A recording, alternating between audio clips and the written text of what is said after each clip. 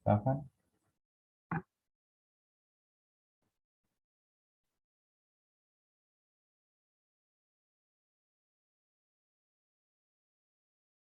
Udah mau mulai kan ini? Atau belum? Sok aja. Oh iya, share screen-nya sama siapa? Udah mau mulai.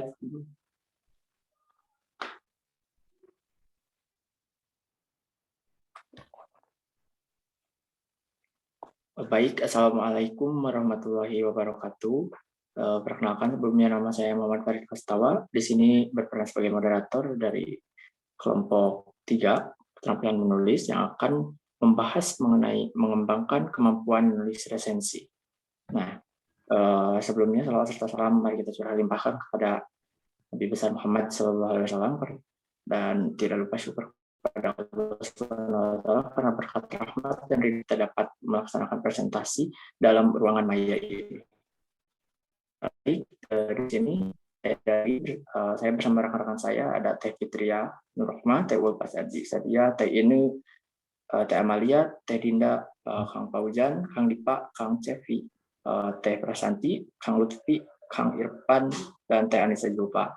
Baik, untuk mengefisienkan waktu, mungkin akan langsung masuk ke materi yang pertama, yaitu definisi dari resensi yang akan dipaparkan oleh Teh Fitria. Kepadanya disilakan.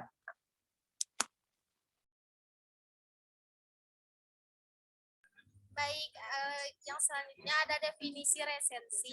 Menurut Dalman dan dalam keterampilan menulis 2016, resensi adalah tulisan ilmiah yang membahas isi sebuah buku, termasuk kelemahan dan keunggulan untuk diberitahukan kepada pembaca. Menurut Kamus Besar Bahasa Indonesia atau KBBI, resensi adalah pertimbangan atau pembicaraan tentang buku atau ulasan buku. Terima kasih, saya kembalikan kepada moderator. Baik, terima kasih kepada Teh Fitri yang telah memaparkan materi. Untuk materi selanjutnya, yakni jenis resensi yang akan dipaparkan oleh Teh Ulfa. Kepadanya disilakan. Baik, Kang, terima kasih. Di sini ada jenis resensi berdasarkan isi atau sajiannya. Resensi dapat dibedakan menjadi 3. Yang pertama ada resensi informatif, yaitu ulasan yang berisi informasi suatu karya, biasanya hanya berisi ringkasan atau rangkuman mengenai substansi suatu karya. Yang kedua ada resensi evaluatif, ulasan yang berisi penilaian tentang suatu karya, biasanya ringkas atau rangkuman hanya sekilas. Selebihnya penulis memaparkan penilaian mengenai kelemahan dan kelebihan karya tersebut. Yang terakhir ada resensi informatif evaluatif, ulasan yang merupakan perpaduan antara ringkasan karya dan penilaian baik buruknya. Selain memberikan informasi mengenai substansi suatu karya, resensi ini disertai dengan evaluasi subjektif dari penulis. Saya kembalikan ke moderator.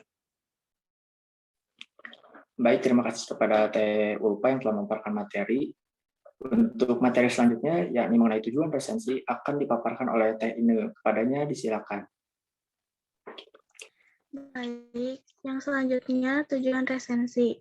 Yang pertama, memberi pemahaman komprehensif mengenai suatu karya berdasarkan sudut pandang penulis resensi. Yang kedua, mengajak pembaca berpikir, merenung, dan mendiskusikan lebih jauh substansi dalam karya yang diulas. Yang ketiga, memberi pertimbangan pada pembaca mengenai kelebihan dan kelemahan buku. Yang keempat, memberi informasi detail mengenai sebuah karya, yaitu nama pengarang, tahun terbit, latar belakang pengarang, proses pengkaryaan, atau hubungan dengan karya lain yang sejenis. Saya kembalikan kepada moderator. Baik, terima kasih kepada Teh Ine yang telah memaparkan materinya. Untuk materi selanjutnya, yakni hal yang harus diperhatikan sebelum meresensi, akan dipaparkan oleh Teh Amalia. Kepadanya disilakan. Baik, terima kasih kepada moderator. Di sini ada materi mengenai hal-hal yang harus diperhatikan sebelum resensi. Yang pertama yang harus diperhatikan yaitu penggunaan bahasa yang jelas, tegas, tajam, dan akurat. Yang kedua, pemilihan kata yang digunakan harus baik, tepat, dan tidak konotatif. Yang ketiga, penyesuaian format dan isi resensi dengan kompetensi, minat, dan motivasi pembaca. Yang keempat, penyampaian resensi dilakukan secara objektif, seimbang, dan proporsional. Dan yang kelima, pencantuman organisasi buku secara lengkap, yaitu isi buku yang dinilai berdasarkan kelengkapan, kejelasan, dan ketajaman isinya, meninjau bahasa buku yang digunakan apakah sudah baik atau tidak dari segi kebakuannya, keefektifan maupun dari segi menariknya. Komentar dari segi penggunaan teknik penulisan buku tersebut dapat dinilai dari segi penggunaan ejaan, kesalahan cetakan maupun dari segi kemenarikan buku tersebut, baik dari segi keindahan, keunikan maupun dari segi ketebalan buku. Untuk materi selanjutnya saya kembalikan kepada moderator. Terima kasih. Baik, terima kasih kepada Teh Amalia yang telah memaparkan materinya. Untuk materi selanjutnya, yakni unsur-unsur resensi akan dipaparkan oleh Teh Dinda. Kepadanya disilakan. Baik, terima kasih. Selanjutnya ada unsur-unsur resensi. Dalam unsur-unsur resensi, yang pertama, identitas buku. Di dalam identitas buku, ada judul buku, pengarang, penerbit, tahun terbit, tempat terbit, dan tebal buku. Kemudian yang kedua, ada sinopsis sekaligus isi dari buku. Dan yang terakhir adalah sistematika. Di dalamnya terdapat penilaian mengenai kelebihan dan kelemahan, kemudian bahasa, sasaran, dan manfaat. Terima kasih, saya kembalikan kepada moderator. Baik, terima kasih kepada Teh Dinda yang telah memaparkan materinya. Untuk materi selanjutnya, yakni mengenai tata cara menulis resensi, akan dipaparkan oleh Kang Fauzan. Kepadanya disilakan. Baik, terima kasih. Selanjutnya ada tata cara menulis resensi. Yang pertama, kenali semua aspek buku. Lalu yang kedua, membaca buku tersebut. Ketiga, penanda pada bagian yang penting. Keempat, membuat sinopsis atau intisari. Lalu yang terakhir, penilaian pada kualitas buku tersebut. Baik, terima kasih. Saya kembalikan kepada moderator. Baik, terima kasih kepada Kang Fauzan telah memaparkan materinya. Untuk materi selanjutnya, yakni model multiliterasi siklus 1 dan 2 yang akan dipaparkan oleh Kang Dipa. Kepadanya disilakan. Baik, terima kasih kepada moderator. Model multiliterasi terdapat dua siklus, yaitu siklus pertama dan kedua, berguna untuk dalam meningkatkan kemampuan siswa menulis resensi. Keduanya tidak memiliki perbedaan yang signifikan, hanya saja pada refleksi nilai terdapat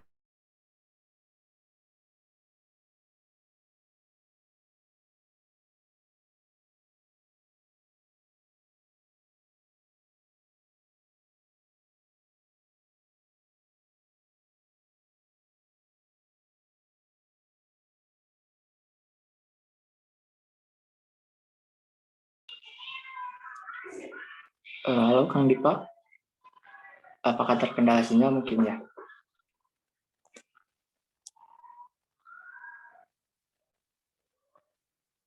Baik Kang Dipa, mungkin terkendala jaringan. Untuk materi tersebut akan dilanjutkan oleh Kang Cepi. Untuk sementara kepadanya disilakan. Baik, untuk melanjutkan dari Kang Dipa ya, yaitu model multiliterasi siklus 1 dan 2 dalam meningkatkan kemampuan siswa menulis resensi. Yang pertama yaitu perencanaan. Perencanaan pembelajaran merupakan hal yang penting dalam melaksanakan pelaksanaan pembelajaran. Yang kedua, pelaksanaan. Perbaikan proses dan hasil pembelajaran menulis teks resensi dengan menggunakan model multiliterasi pada siklus 1 dapat dilaksanakan dengan mengacu pada rencana pelaksanaan pembelajaran atau RPP. Tahap tersebut meliputi 1. Kegiatan pendahuluan, 2. Kegiatan inti, dan 3. Kegiatan akhir. Yang ketiga yaitu observasi. Pada tahap observasi ini dilakukan selama proses tindakan berlangsung. Hal-hal yang diamati berkonsentrasi pada aktivitas guru dan siswa saat pembelajaran berlangsung. Refleksi yang keempat yaitu refleksi. Refleksi merupakan hal yang dianggap penting sebagai bahan evaluasi bagi guru peneliti dalam mendiskusikan tindakan-tindakan yang telah dilakukan dalam perbaikan pembelajaran dengan pengamat. Baik, kembalikan kepada moderator. Baik, terima kasih kepada Kang Cepi yang telah memaparkan materinya. Untuk materi selanjutnya itu kelemahan siklus 1 akan dipaparkan oleh Kang Dipa. Kepadanya disilakan. Baik, terima kasih kepada moderator. Maaf, ada kendala tadi. Kelemahan pada siklus pertama yaitu pada tahap pelaksanaan pembelajaran, guru belum bisa menyampaikan materi dengan jelas dan benar. Dan yang kedua, materi yang disampaikan belum sepenuhnya sesuai dengan kompetensi dasar yang ditentukan. Yang ketiga, siswa belum sepenuhnya menggunakan waktu dengan baik karena masih banyak yang bertanya tentang unsur-unsur yang harus ada dalam resensi. Dan yang terakhir yaitu nilai yang diperoleh pada topik menulis resensi novel setelah digunakan model pembelajaran multiliterasi masih rendah. Saya kembalikan ke moderator. Terima kasih. Baik, terima kasih kepada Kang Dipa yang telah memaparkan materinya. Untuk materi selanjutnya yakni kelemahan problematika pembelajaran menulis resensi buku kumpulan cerpen yang akan dipaparkan oleh Teh Prasanti. Kepadanya disilakan. Baik, terima kasih kepada moderator. Selanjutnya ada problematika pembelajaran menulis resensi buku kumpulan cerpen. Kendala pembelajaran menulis resensi buku kumpulan cerpen seringkali muncul baik dari faktor guru maupun faktor siswa. Antara lain yang pertama, pengetahuan dan kemampuan dasar dalam bidang kesastraan para guru sangat terbatas. Karena materi kesastraan yang mereka peroleh selama mengikuti pendidikan sangat terbatas. Materi kuliah kesastraan yang mereka peroleh lebih bersifat teoritis, sedangkan yang mereka butuhkan di lapangan lebih bersifat praktis. Lalu yang kedua, persoalan minat belajar siswa, terutama minat belajar sastra. Faktor minat belajar memang merupakan masalah lain yang sangat mempengaruhi efektivitas pencapaian tujuan pembelajaran sastra di sekolah. Lalu yang ketiganya, kendala yang lebih nyata adalah pada proses pembuatan resensi. Siswa seringkali mendapat kesulitan dalam menuangkan sasaran resensinya, padahal telah melakukan kegiatan membaca buku yang akan diresensi. Siswa terkadang masih melakukan pengulangan membaca untuk menemukan sasaran resensinya. Terima kasih, saya kembalikan kepada moderator. Baik, terima kasih kepada Teh Prasanti yang telah memaparkan materinya. Untuk materi yang selanjutnya yaitu tahap membaca dan menemukan sasaran resensi yang akan dipaparkan oleh Kang Lutfi. Kepadanya disilakan. Ya baik, terima kasih Kang Farid. Jadi sekarang ini tahap membaca dan menemukan sasaran resensi. Yang pertama itu adalah pemahaman uraian kata dan kalimat dalam wacana secara analitis. Yang kedua itu adalah pengumpulan asosiasi semantis dalam wacana dengan konteks wacana lain secara intertekstual maupun pola-pola peranggapan yang terkait dengan peranggapan logis, semantis maupun pragmatis. Yang ketiga, asumsi implisit yang melatar belakangi ciri koherensinya dengan makna dalam wacana dan interinferensi. Yang keempat itu adalah rekonstruksi pemahaman secara hermeneutis. Baik, saya kembalikan kepada moderator. Baik, terima kasih kepada Kang Lutfi yang telah memaparkan materinya. Untuk materi selanjutnya, yakni faktor internal kendala menulis karya tulis ilmiah, akan dipaparkan oleh Kang Irfan. Kepadanya disilakan. Baik, terima kasih moderator. Di sini saya akan menjelaskan tentang faktor internal kendala menulis karya tulis ilmiah. Yang pertama ada kurangnya motivasi. Kegiatan menulis tidak dilakukan dengan sungguh-sungguh, bahkan terkesan terpaksa kalaupun menghasilkan karya atau menghasilkan karya akan asal jadi. Itulah kurangnya faktor motivasi. Di sini ada yang kedua, ada wawasan yang sempit, tidak memiliki ide atau gagasan. Ide muncul karena adanya kemampuan menganalisis suatu fenomena yang akan terjadi, baik berdasarkan pengalaman pribadi maupun melalui membaca berbagai literatur. Kurangnya gagasan mempengaruhi kesulitan dalam merangkai kata menjadi kalimat. tulisan akan tidak berbobot dan tidak akan ada hal yang baru dari hasil tulisan. Yang ketiga, ada tidak percaya diri atau kurang fokus. Kesulitan ini tidak hanya dialami oleh penulis pemula, namun juga dapat dialami oleh penulis senior. Hambatan yang paling sering dialami oleh penulis pemula, kesulitan untuk memulai. Kadang-kadang muncul banyak ide di kepala, tetapi ketika akan memulai suatu menulis, ide itu hilang seketika. Nah, terus selanjutnya ada tidak berbakat dalam menulis, yaitu banyak orang berpendapat menulis itu sangat mudah. Kalau banyak membaca, maka pasti akan bisa menulis. Ternyata tidak banyak membaca belum tentu dapat menulis kembali dengan dalam perspektif menulis sendiri. Aktivitas menulis menuntut gabungan antara bakat seseorang dengan kemampuan berbahasa yang dimiliki. Terus yang selanjutnya ada kurang menguasai kebahasaan. Kendala kebahasaan sering terjadi ketika merangkai kata-kata menjadi sebuah kalimat yang efektif. Hal ini merupakan kendala besar dalam kegiatan menulis, terutama menulis karya tulis ilmiah harus memiliki kesatuan dan keterkaitan antar kalimat yang satu dengan yang lainnya. Terus ada merasa puas sebagai konsumen. Sikap merasa puas menjadi membaca setiap tulisan orang lain menjadi faktor internal seseorang, bahkan menjadi kendala untuk melakukan kegiatan menulis. Seseorang beranggapan untuk apa melakukan kegiatan menulis, sementara orang lain telah menulis suatu topik dengan sempurna dan bahkan tulisan orang lain lebih mudah dipahami. Terus yang terakhir ada keterbatasan waktu. Setiap orang mempunyai waktu yang sama.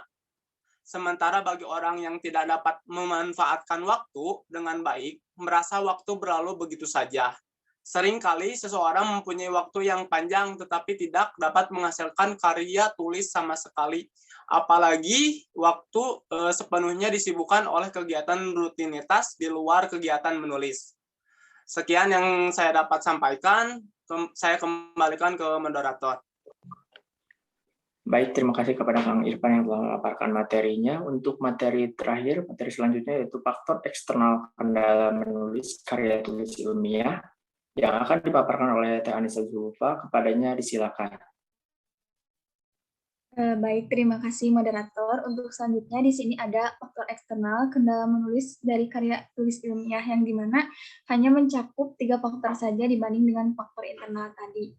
Yang pertama itu ada lingkungan yang tidak kondusif. Ternyata lingkungan yang tidak kondusif juga mempengaruhi kurangnya produktivitas menulis seseorang, di mana lingkungan yang tidak kondusif ini misalnya adanya konflik di tempat kerja, lalu lingkungan yang tidak aman dan juga tidak nyaman. Sehingga banyaknya pekerjaan dan lingkungan yang tidak kondusif ini bisa mempengaruhi seseorang dalam menulis karya tulis ilmiah. Lalu yang kedua, terbatasnya wadah pelatihan. Nah, kendala lain yang dihadapi oleh penulis ini yaitu terbatasnya wadah pelatihan, di mana hal ini terlihat dari kurangnya kegiatan pelatihan seperti workshop dan kegiatan perkumpulan yang diadakan oleh para penulis. Melalui wadah pelatihan sebenarnya mampu memberikan kesempatan kepada para penulis untuk berbagi pengalamannya masing-masing antara satu sama lain, yang berkaitan juga tentunya dengan proses tulis-menulis. Lalu yang terakhir ada kurangnya apresiasi, di mana motivasi yang kuat akan menghasilkan karya yang baik. Namun kurangnya perhatian dan apresiasi dari pihak institusi, dalam hal ini contohnya adalah pemerintah, atasan, ataupun teman sejawat secara tidak langsung melemahkan keinginan seseorang untuk melakukan kegiatan menulis. Nah, apresiasi tidak selama bernilai ekonomis. Apresiasi dapat berupa pengakuan atas prestasi, lalu memberikan rasa aman dan nyaman dalam melakukan kegiatan menulis. Nah, itu mungkin faktor eksternal dari kendala menulis dalam karya tulis ilmiah. Untuk selanjutnya, saya kembalikan kepada moderator. Baik, terima kasih kepada Teh Anissa Jopa yang telah memaparkan materinya. Mungkin itu materi pamungkas ya, materi penutup dari kelompok kami gitu. Mungkin saya sedikit menyimpulkan ya dari pemaparan narasumber di sini dapat disimpulkan bahwa resensi itu merupakan sebuah pertimbangan atau pembicaraan tentang buku yang bisa juga disebut dengan ulasan buku. Nah, kemudian resensi itu terbagi dari 3 jenis, yaitu resensi informatif, evaluatif, dan informatif evaluatif. Nah, kemudian banyak hal yang perlu diperhatikan dalam resensi, gitu. Baik itu dari faktor internal maupun eksternal.